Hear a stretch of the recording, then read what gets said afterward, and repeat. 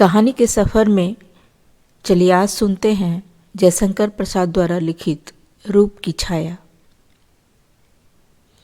काशी के घाटों की सौध श्रेणी जाह्नवी के पश्चिम तट पर धवल शैलमाला सी खड़ी है। उनके पीछे दिवाकर छिप चुके। सीढ़ियों पर विभिन्न वेशभूषा वाले भारत के प्रत्येक प्रांत के लोग टहल रहे हैं।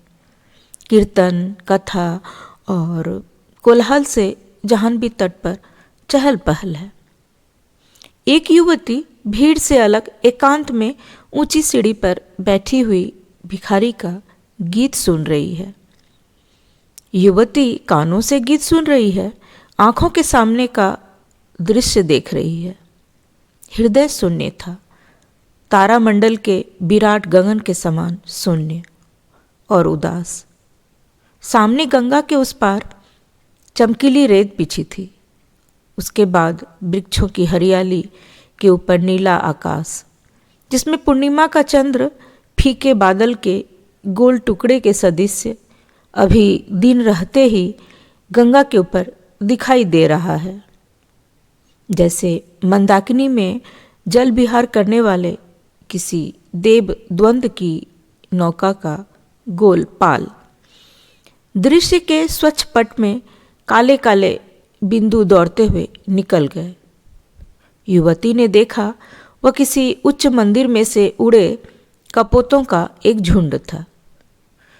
दृष्टि फिरकर वहां गई, जहां टूटी काठ की चौकी पर विवर्ण मुख, लंबे असंयत बाल और फटा कोट पहने एक युवक कोई पुस्तक पढ़ने में निमग्न है।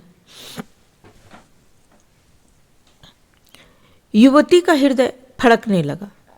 वह उतरकर एक बार युवक के पास तक आई, फिर लौट गई। सीढ़ियों के ऊपर चढ़ते चढ़ते उसकी एक प्रौढ़ा संगनी मिल गई।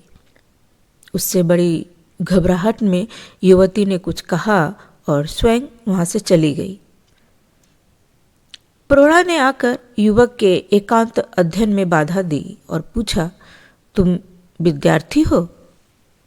हाँ, मैं हिंदू स्कूल में पढ़ता हूँ। क्या तुम्हारे घर के लोग यहीं हैं? नहीं, मैं एक विदेशी निसहाय विद्यार्थी हूँ। तब तुम्हें सहायता की आवश्यकता है। यदि मिल जाए, मुझे रहने का स्थान का बड़ा कष्ट है। हम लोग 2-3 स्त्रियां हैं। कोई अड़चन न हो तो हम लोगों के साथ रह सकते हो। बड़ी प्रसन्नता से आप लोगों का कोई छोटा मोटा काम भी कर दिया करूँगा। अभी चल सकते हो? कुछ पुस्तक और सामान है, उन्हें लेता आओ। ले आओ, मैं बैठी हूँ। युवक चला गया। गंगा तट पर एक कमरे में उज्जवल प्रकाश फैल रहा था। युवक विद्यार्थी बैठा हुआ ब्यालू कर रहा था। अब वह कॉलेज के छात्रों में है। उसका रहन सहन बदल गया है। वह एक सुरुचि संपन्न युवक हो गया है। अभाव उससे दूर हो गए थे। प्रौढ़ा परसती हुई बोली, क्यों शैलनाथ, तुम्हें अपनी चाची का स्मरण होता है? नहीं तो मेरे कोई चाची नहीं है। दूर बैठी हुई युवती ने कहा, जो अपनी स्मृति के साथ विश्वासघात करता है उसे कौन स्मरण दिला सकता है? युवक ने हंसकर इस व्यंग को उड़ा दिया।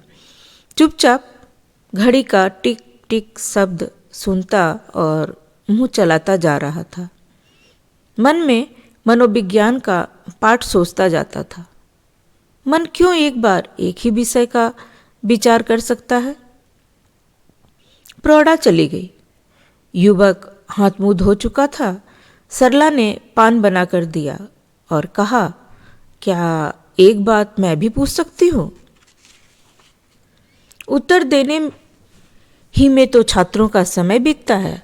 पूछिए। कभी तुम्हें राम गांव का स्मरण होता है?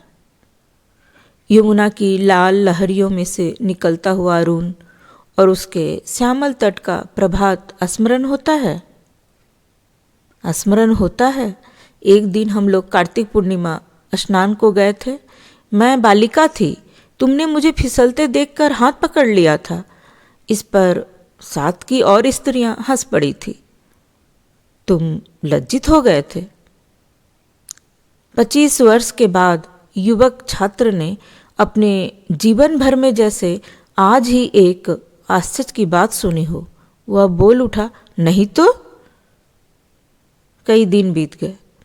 गंगा के स्थिर जल में पैर डाले हुए नीचे की सीढ़ियों पर सरला बैठी हुई थी। कारू कार्य खचित कंचुकी के ऊपर कंधे के पास सिकड़ी हुई साड़ी, आधा खुला हुआ सिर, बंकिम ग्रीबा और मस्तक में कुमकुम बिंदु महीन चादर में सब अलग अलग दिखाई दे रहे थे। मोटी पलकों वाली बड़ी बड़ी आंखें गंगा के हृदय में से मछलियों को ढूंढ निकालना चाहती थी। कभी कभी वह बीच धारा में बहती हुई डोंगी को देखने लगती। खेने वाला जिधर जा रहा है उधर देखता ही नहीं, उल्टे बैठकर डांड चला रहा है। कहाँ जाना है इसकी उसे चिंता नहीं। सहसा सैलनाथ ने आकर पूछा, मुझे क्यों बुलाया है? बैठ जाओ। सैलनाथ पास ही बैठ गया। सरला ने कहा, अब तुम नहीं छिप सकते। तुम ही मेरे पति हो। तुम्ही से मेरा बाल विवाह हुआ था। एक दिन चाची के बिगड़ने पर सहसा घर से निकलकर कहीं चले गए, फिर न लौटे। हम लोग आजकल अनेक तीर्थों में तुम्हें खोजती हुई भटक रही हैं। तुम ही मेरे देवता हो, तुम ही मेरे सर्वस्व हो। कह दो हाँ। सरला जैसे उन्मादिनी हो गई है। यौवन की उत्कंठा उसके बदन पर बिखर रही थी। प्रत्येक अंग में अंगड़ाई, शरीर में मरोड़, शब्दों में वेदना का संचार था। सैलनाथ ने देखा, कुमुदों से प्रफुल्लित शरत काल के ताल सा भरा यौवन सर्वस्व लुटाकर चरणों में लौट जाने के योग्य सौंदर्य प्रतिमा, मन को मचला देने वाला विभ्रम, धैर्य को हिलाने वाली लावण्य लीला। वक्षस्थल में हृदय जैसे फैलने लगा। वह हाँ कहने ही को था, परंतु सहसा उसके मुंह से निकल पड़ा, यह सब तुम्हारा भ्रम है। भद्रे, मुझ में हृदय के साथ ही मस्तिष्क भी है। गंगा जल छूकर बोल रहे हो? फिर से सच कहो। युवक ने देखा, गोधूली मलिना जाह्नवी के जल में सरला के उज्जवल रूप की छाया चंद्रिका के समान पड़ रही है। गंगा का उतना अंश मुकुट सदृश धवल था। उसी में अपना मुख देखते हुए सैलनाथ ने कहा, भ्रम है सुंदरी, तुम्हें पाप होगा। हाँ, परंतु वह पाप पुण्य बनने के लिए उत्सुक है। मैं जाता हूँ। सरला, तुम्हें रूप की छाया ने भ्रांत कर दिया है। अभागों को सुख भी दुखी देता है। मुझे और कहीं आश्रय खोजना पड़ा। सैलनाथ उठा और चला गया। विमूढ़ सरला कुछ न बोल सकी। वह क्षोभ और लज्जा से गड़ी जाने लगी। क्रमशः घनीभूत रात में सरला के रूप की छाया भी विलीन हो गई। तो यह थी आज की कहानी, रूप की छाया।